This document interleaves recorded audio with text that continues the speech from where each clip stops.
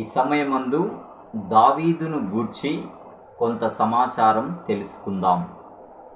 సుమారు క్రీస్తు పూర్వం 1010 నుంచి 970 వరకు ఇజ్రాయేలుకు రాజుగా ఉన్న దావీదు గొప్ప పరాక్రమవంతుడు కూడా.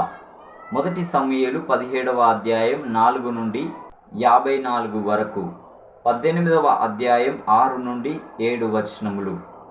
అయితే దావీదు ఒక గాయకుడుగా, ఒక కవిగా కూడా సుపరిచితుడే.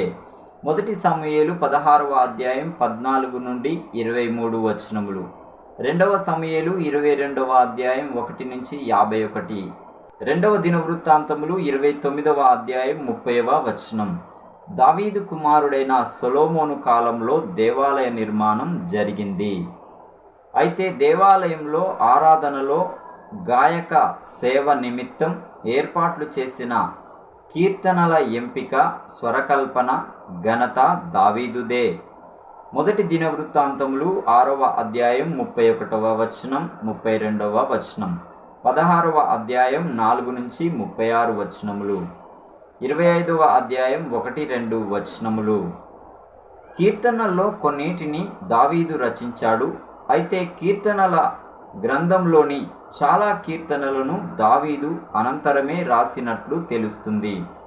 శీర్షికల్లో దావీదు పేరు ఉన్న కీర్తనల్లో చాలా భాగం దావీదు స్మృత్యార్థం సంగ్రహపరిచిన కీర్తనలు. కీర్తన 3 శీర్షికలోను, మరికొన్ని కీర్తనల శీర్షికల్లోనూ దావీదు జీవితంలో జరిగిన సంఘటనల ప్రస్తావన కనిపిస్తుంది. అయితే ఇవన్నీ కీర్తనల సంకలనకర్తలు ఆయా కీర్తనలకు జతపరిచినవే.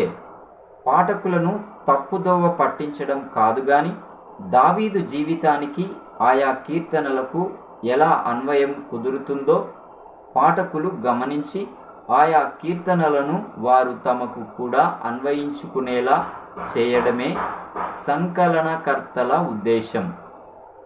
ఉదాహరణకు కీర్తన 3 శీర్షిక దావీదు కుమారుడైన అబ్షాలోము చేసిన తిరుగుబాటును ఉటంకిస్తుంది. కీర్తన 3 కీర్తన వివరణ చూడండి. దావీదు సంతతి వారు ఎప్పటికీ పరిపాలిస్తారని దేవుడు అతనికి వాగ్దానం చేశాడు. 2వ సమూయేలు 7వ అధ్యాయం. క్రీస్తు పూర్వం 586 వరకు దావీదు వంశపాలన కొనసాగింది. క్రీస్తు పూర్వం 586లో యెరూషలేం పట్టణాన్ని శత్రువులు నాశనం చేశారు. యూదా ప్రజలను బలవంతంగా తరలించుకు వెళ్ళారు. అప్పుడు దేవుడు దావీదుతో చేసిన వాగ్దానం భంగమైనట్లుగా కనిపిస్తుంది. అయితే దావీదు వంటి మంచి రాజు వస్తాడనే ఆశాభావం మాత్రం కనుమరుగు కాలేదు. అనేక సంవత్సరాల తర్వాత వచ్చిన యేసు దావీదు వంశం నుంచి వచ్చిన రాజని ఆయన అనుచరులు నమ్మారు. మత్తయి సువార్త 1వ అధ్యాయం 1వ వచనం, లూకా సువార్త 1వ అధ్యాయం 27-32 వచనములు. దావీదుకున్న బిరుదులను, అతని సంతతి వారికున్న నామాలను అనగా బిరుదులను యేసుకు కూడా వారు ఉపయోగించారు. ఈ నామాల్లో ఒకటి అభిషిక్తుడు, మరో నామం దేవుని కుమారుడు. కీర్తనలు 2వ అధ్యాయం 2-7 వచనములు, మార్క్స్ వార్త 1వ అధ్యాయం 1వ వచనం.